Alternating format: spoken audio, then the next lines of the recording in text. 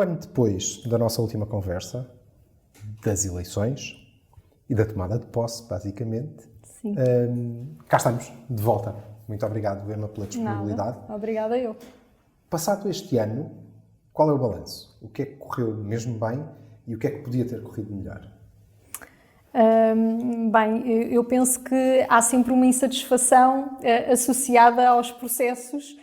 e eu diria que a insatisfação é aquilo que nos move também para querer sempre fazer mais e melhor. Portanto, há alguma insatisfação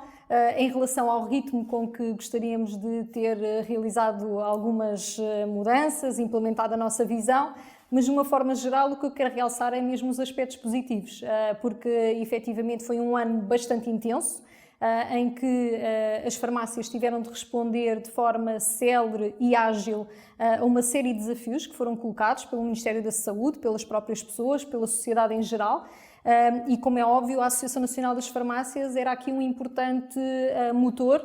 e facilitador para a implementação de uma série de alterações estruturais e também de cultura e de procedimentos nas farmácias e tivemos, portanto, aqui um ritmo de implementação de novos projetos e de novas necessidades e de apoio até às próprias farmácias que foram bastante rápidas e que exigiram bastante da estrutura. E, paralelamente a essa resposta e essa proposta de valor que continuamos a querer dar às farmácias e, através das farmácias, no fundo, ao cidadão, houve uma série de processos com que nos comprometemos no próprio período eleitoral e na campanha, relativamente à condução de uma auditoria interna, à organização, também a questão relacionada com o acompanhamento do acordo com a banca, conducente a uma nova reestruturação financeira relativamente à dívida do grupo. Tudo isso foi feito e foi concluído. Não está concluído numa perspectiva em que uma reestruturação financeira e sobretudo, a reestruturação financeira que ocorreu e que tem contornos que, apesar de esta direção ter conseguido influenciar de forma positiva, não são os contornos que queremos para a reestruturação financeira e para a própria liberdade, a autonomia que queremos para o grupo em termos de tomada de decisão relativamente a novos investimentos. Apesar disso, foi concluída essa reestruturação, portanto estamos confortáveis do ponto de vista do controle da tesouraria, portanto acerca do cumprimento de todas as nossas responsabilidades, mas estamos num processo de aceleração, digamos assim, em termos da amortização de dívida para que possamos rever esse mesmo acordo financeiro e, portanto, isto para dizer que, no fundo, há aqui uma série de atividades que acabam por ser a ponta divisível, digamos assim, do trabalho que temos realizado no último ano e que é a ponta do iceberg, porque, na realidade, há uma série de processos que estão a decorrer, desde este que já mencionei, relativamente à reestruturação financeira e que, para conseguirmos efetivamente estar numa outra posição em termos financeiros e até de negociação com a banca, estamos a proceder a uma série de reorganizações internas com importantes medidas de redução de custos de forma transversal e, portanto, tudo isso está a ocorrer sem muita visibilidade para as farmácias, ou pelo menos assim esperamos, porque não queríamos, com esta redução de custos, comprometer, no fundo, o serviço que prestamos às farmácias e à sociedade e, portanto, isso é menos visível, mas também está a decorrer e, portanto, do ponto de vista geral, e respondendo à questão, de facto, o positivo foi o termos conseguido continuar a dar esta resposta que as farmácias necessitavam e, inclusivamente, a liderar os processos e penso que foi visível durante este período pandémico também esta capacidade de resposta que as farmácias tiveram para dar à população, mas paralelamente do ponto de vista interno também já conseguimos muita coisa. Tivemos um ano de 2021 do ponto de vista económico-financeiro bastante positivo, já com uma mudança de rumo e uma mudança de paradigma, e o ano de 2022 também começou bastante positivo desse ponto de vista, o que nos liberta agora para a implementação de todos os outros compromissos que ainda não tivemos a oportunidade de acionar ou de concluir. Muito bem, prometo que vamos a todos esses pontos. Aliás, a questão financeira foi um dos temas, o tema, na verdade, da campanha. Como é que encontrou a associação? Tão mal quanto tinha previsto, ainda pior ou, afinal, estava um pouco melhor? Não, digamos que até talvez um pouco com necessidade de uma resposta ainda mais rápida do que aquilo que gostaríamos, porque, como referi, nós assinámos um acordo de reestruturação financeira com a banca e tivemos de o fazer imediatamente, tivemos de renegociar alguns pontos durante ainda o mês de agosto para assinar esse acordo durante o mês de setembro, porque efetivamente se não o fizéssemos não tínhamos capacidade para cumprir com as nossas responsabilidades. Portanto, na realidade, aquilo que nós esperávamos, que era ter pelo menos algum tempo para poder rever alguns dos indicadores e renegociar com a banca um novo acordo financeiro que não fosse aquele que já estava estudado e que, no fundo, amarra a Associação Nacional das Farmácias aqui a um plano financeiro que tem uma série de garantias associadas, que nos retira muita liberdade em termos de investimento e, portanto, não era o acordo que gostaríamos de ter assinado, mas tivemos de o fazer. Portanto, na realidade, encontramos uma situação que exigiu uma resposta até mais rápida do que aquela que gostaríamos de ter dado do ponto de vista deste acordo financeiro. Efetivamente, do ponto de vista da tesouraria, a organização estava com dificuldades e daí esta necessidade de transformar algumas das linhas de crédito de curto prazo para linhas de médio e longo prazo. Agora estamos numa situação mais estável. Durante alguns meses houve aqui alguma preocupação quanto à tesouraria, até por via de algumas obrigações que são obrigações da Associação Nacional das Farmácias perante as farmácias, nomeadamente o adiantamento não das comparticipações, não especificamente relacionado com as comparticipações dos medicamentos, mas especificamente relacionado com os pagamentos dos testes, do serviço de testes rápidos de antigénio, em que efetivamente tivemos aqui de interagir com os fornecedores e envolver a banca para não falharmos com esse compromisso perante as farmácias. Portanto, de facto, havia aqui um problema de tesouraria, um problema que, se não tivesse havido acordo com a banca, que iria comprometer aqui a nossa capacidade de dar resposta e de funcionamento. Agora, com o acordo, dá-nos essa liberdade, ou melhor dizendo, não temos esses problemas de tesouraria, mas empurramos a dívida para a frente e, portanto, se não fizéssemos nada, do ponto de vista da reestruturação, de redução de custos, de um maior rigor em termos da eficiência económica, daqui a uns anos encontrar-nos-íamos novamente numa situação complicada de tesouraria e, portanto, é esse o trabalho que estamos agora a fazer, é de redução de custos, é de melhoria de eficiência operacional, desinvestir em algumas áreas que não estavam a dar o retorno esperado e com a perspectiva de amortizar a dívida a um ritmo mais acelerado do que aquilo que nos exige o acordo que assinamos, e isso vai nos permitir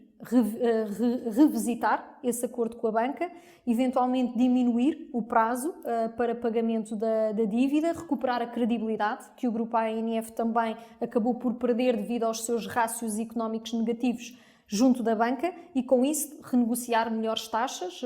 de juro, apesar das circunstâncias e não sabermos o que é que vai acontecer e, portanto, ainda mais exige rigor nestas matérias, mas estamos muito confiantes, comprometemos já este ano a fazer uma alocação de 1/3 do montante da cota variável que recebemos das farmácias para o abate de dívida e esse compromisso vai ser cumprido e, portanto, a nossa expectativa é que recuperemos a nossa liberdade enquanto grupo para voltarmos a tomar as nossas próprias decisões e a avançar com os investimentos que são importantes para as farmácias o mais rapidamente possível. O mais rapidamente possível tem um prazo, na sua cabeça, pelo menos?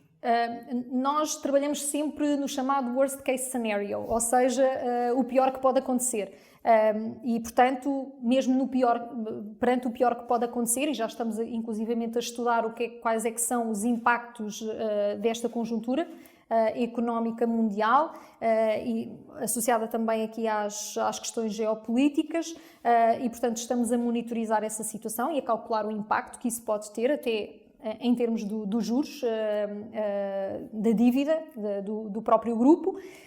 mas aquilo que temos neste momento em mãos é uma série de possibilidades de parcerias e algumas alienações que poderão acelerar o processo de abate de dívida. Portanto, nós não me quero comprometer com uma data específica, porque depende do sucesso dessas operações que estamos aqui a negociar, o facto de podermos abater dívida mais ou menos de forma acelerada, mas eu diria que estamos a apontar, e para nós sucesso seria conseguirmos estar em condições de renegociar um acordo com a banca até ao final deste mandato. Muito bem. E, entretanto, lançou um empréstimo obrigacionista. Certo. Com que objetivos e como é que está a correr? Nós, na realidade, já lançámos um empréstimo obrigacionista o ano passado, no valor de 10 milhões, e estamos a lançar um outro no mesmo montante agora este ano. Ambos, no fundo, são operações essencialmente de troca, embora haja também uma intenção de subscrição. Portanto, se não tivesse havido estas operações de emissão de obrigações, estava a chegar ao final do prazo do empréstimo obrigacionista,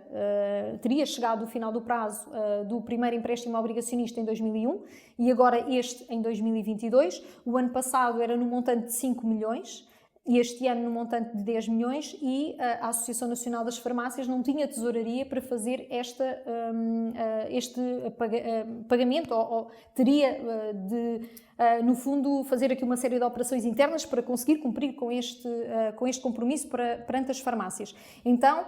optámos por lançar o desafio para a troca, com condições mais favoráveis, inclusivamente, para os obrigacionistas, e na realidade fomos bastante bem sucedidos. O primeiro empréstimo, em termos da troca, era 5 milhões e chegámos aos 13, quase 14 milhões de obrigações trocadas e subscritas, e agora estamos neste empréstimo obrigacionista, que também está a decorrer bastante bem, e estamos otimistas quanto ao seu resultado. Muito bem. Outro dos temas da campanha era a separação entre o universo empresarial e o universo associativo da associação, assim como a revisão dos estatutos, que era algo que consideravam premente. Ela foi aprovada já, esta alteração dos estatutos. Quais são os pontos que destacaria mais claramente dos novos estatutos da ANF? Precisamente aquilo que foi referido no início da pergunta, esta separação entre a área associativa e empresarial. Nós implementámos desde logo a nossa visão. Nenhum dos membros da direção nem dos órgãos sociais ocupam posições executivas dentro do grupo ANF, e portanto essa foi outra das alterações que tivemos de promover internamente, foi a identificação de uma comissão executiva que fosse a ponte entre a direção e os serviços do grupo, de forma a operacionalizar depois a visão e a estratégia que emana, como é óbvio, da direção. E, portanto, nomeámos essa comissão executiva, e os estatutos, no fundo, consagram essa separação, estabelecem que, efetivamente, os membros dos órgãos sociais, e nomeadamente a direção, não pode exercer esses cargos executivos, o que achamos que vai, no fundo, impedir aqui que haja conflitos de interesses em relação àquela que deverá ser a estrutura que emana, de onde emanam a estratégia e a visão e as orientações estratégicas, e depois quem tem de as executar, e que deve ser responsável depois pelos resultados da operacionalização da estratégia. E, portanto, é essa a visão que começámos a implementar e que agora vem consagrada, no fundo, nos estatutos. Também houve pequenas alterações, pequenas, mas que nós achamos que são importantes, aos estatutos relativamente à própria capacidade de voto das farmácias, que veio acompanhar um pouco também a evolução do setor, em que anteriormente cada número de contribuinte ou empresa tinha um voto dentro da Associação Nacional das Farmácias, agora cada farmácia tem um voto. O que é diferente, porque cada número de contribuinte podia estar associado a 4 farmácias, também, por isso também introduzimos essa alteração ao nível dos estatutos. Viemos incluir também um órgão de supervisão, um conselho de supervisão, que visa acompanhar, no fundo, a atividade, nomeadamente do universo empresarial, e que nos pode dar aqui inputs em termos da evolução desse próprio universo empresarial. Viemos consagrar o princípio da autonomia e de responsabilização dos cargos executivos e, nomeadamente, dos CEOs das empresas perante os resultados das mesmas. E, portanto, todas estas alterações, no fundo, em conjunto, visam precisamente capacitar o Conselho Nacional também, que passa a ser o representante dos acionistas e, portanto, passa a ter também aqui uma importância acrescida na monitorização das contas de todo o grupo, dos orçamentos, das opções estratégicas e, portanto, lá está, todas estas alterações vieram, no fundo, consagrar aquela separação entre a área associativa e a área empresarial e tornar mais claro e transparente quais são as responsabilidades dos órgãos sociais da ANF nesta matéria, tanto ao nível dos órgãos como a direção, como por parte também do próprio Conselho Nacional. Muito bem, aliás, quase em consequência e naturalmente, assistimos a mudanças em várias das empresas do universo empresarial da ANF, mudanças de liderança, sendo que, em boa parte dos casos, ou em todos até, os novos líderes são cooptados internamente. Uhum. É uma situação transitória, assistiremos, conforme tínhamos falado há um ano, a um processo de seleção, ou estes são os líderes escolhidos e, portanto, estão para durar?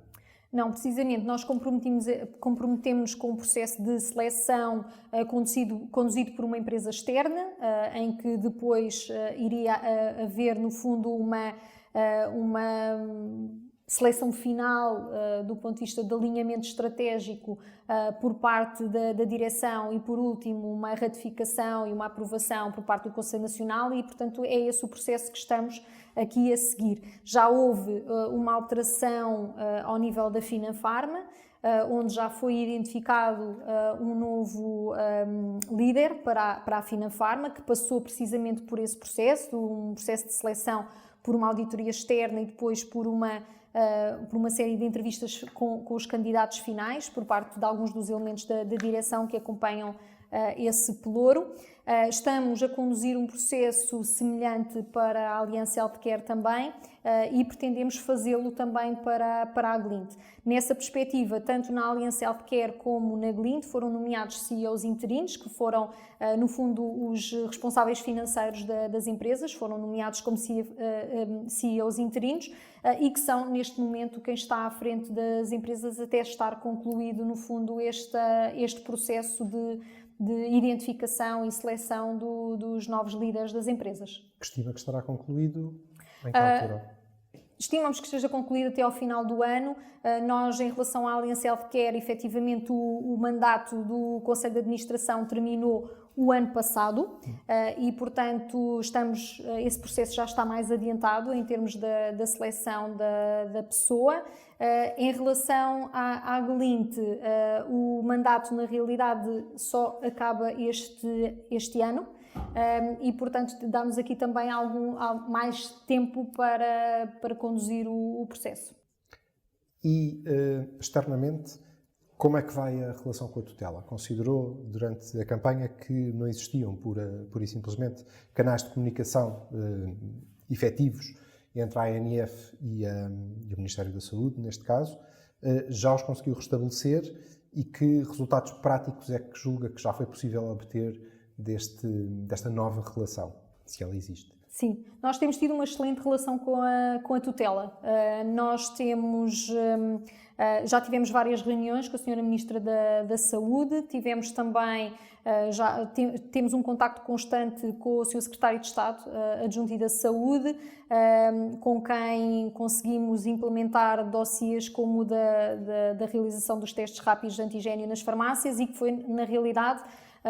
um marco histórico também na relação da tutela com as farmácias, porque foi o primeiro serviço convencionado ou contratualizado entre o Ministério da Saúde e as farmácias. Nós já tínhamos um serviço remunerado, que era o da troca de seringas, mas cujo financiamento vem diretamente do SICAD, anterior Instituto de Droga e Toxicodependência. Este serviço, especificamente, o Serviço de Testes Rápidos de Antigénio, foi o primeiro serviço contratualizado com o Serviço Nacional de Saúde. E, portanto, reportamos bastante positivo, no fundo, este processo. Inclusivamente, estamos agora numa segunda fase de apoio, no fundo, à tutela, nesta perspectiva de dar resposta às necessidades de estagem da população, até num quadro interessante de acesso a prescrições médicas,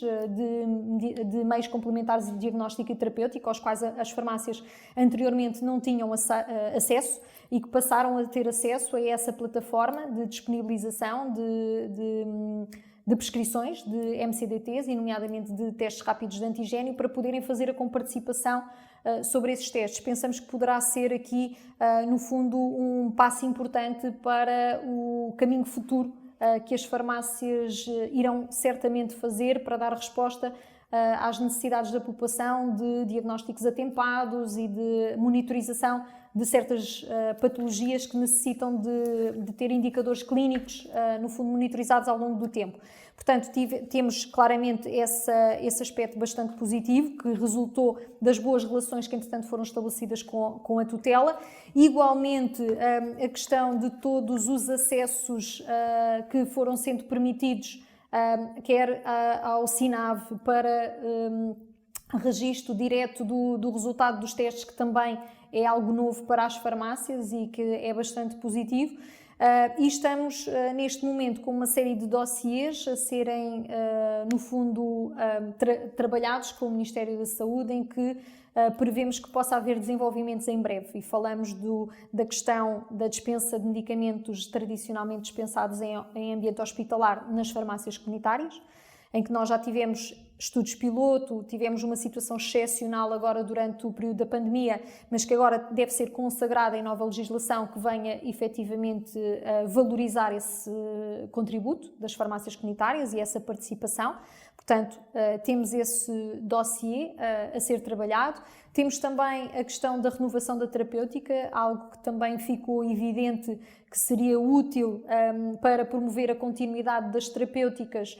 e até decorrente da pressão que nós sentimos que existe, tanto a nível dos serviços hospitalares como a nível dos centros de saúde. E, portanto, a renovação da terapêutica nas farmácias iria permitir, no fundo, desburocratizar essa função, digamos assim, e acrescentar-lhe até mais valor ao nível da farmácia, porque na renovação da terapêutica o objetivo é avaliar a pertinência da renovação e, portanto, tem de ser feita uma avaliação profissional da relevância e da pertinência daquele serviço farmacêutico. Portanto, temos a questão da renovação da terapêutica e temos uma questão que é absolutamente fundamental e que eu diria que é inclusivamente um pré-requisito para quase todos os serviços que as farmácias venham a disponibilizar no futuro, que é o acesso a dados. O acesso a dados e a capacidade das equipas das farmácias também contribuírem para a plataforma de dados em saúde e contribuírem para o fecheiro clínico das pessoas. É uma reivindicação que já tem vários anos, que a própria Ordem dos Farmacêuticos também tem vindo a trabalhar. Para nós é absolutamente fundamental, uma vez que no processo de renovação da terapêutica, mas no processo da dispensa de medicamentos, nós só conseguimos fazer o nosso trabalho, que é o de promover a efetividade e a segurança das terapêuticas, se tivermos acesso à informação que nos permita fazer isso mesmo. Nós precisamos de ter acesso a todo o histórico de medicamentos para impedir interações entre medicamentos ou para identificar, precisamos de acesso aos diagnósticos para impedir que medicamentos contraindicados sejam utilizados em determinadas pessoas. Portanto, nós precisamos de acesso a essa informação, apenas à informação, como é óbvio que nos é útil, mas até cumprindo com a legislação, porque a legislação diz que os dados são das pessoas, as pessoas querem transmitir-nos essa informação. E, portanto, deve-lhes ser dada essa liberdade de poder proporcionar-nos acesso a essa informação e o farmacêutico ter acesso a essa informação para desempenhar o seu papel profissional. Falamos, e também o nosso próprio contributo. Há algo que, entretanto, já foi implementado, que é a capacidade do farmacêutico em registar as vacinas que administra na farmácia, o que é muito bom, porque nós já estamos a administrar vacinas nas farmácias desde 2008 e só desde há muito pouco tempo para cá é que passaram os nossos registros a constar do boletim eletrónico de vacinação das pessoas. Mas nós conseguimos contribuir para o boletim, mas não o conseguimos visualizar nas farmácias.